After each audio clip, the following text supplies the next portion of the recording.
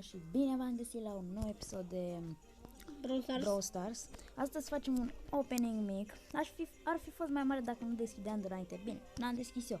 Am deschis piciorul ăsta de iepure. Și... de ce mi s-a stinat? Nu e event. Și... dați așa că am puțin lag.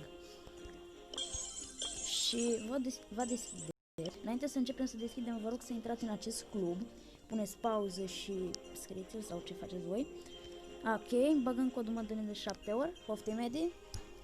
Acum îi dăm lui Edi. Nu cred că va pica, cine știe ce, adică avem 8 boxuri.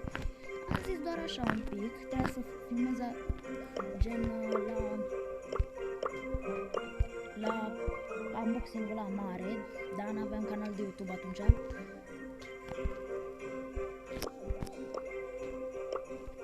Am skin-ul pe care l-am cumpărat.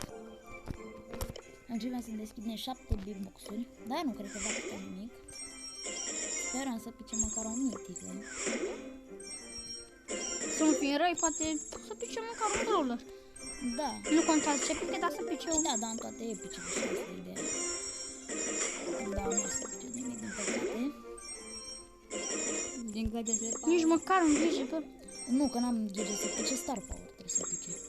Pe coleg dacă nu știu. Da, coleg. Și acum ultimul megapix, hai. 6.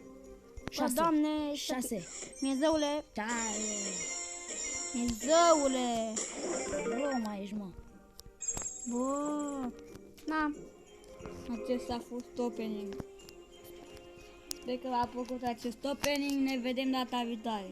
Pa. Ciao. Pa.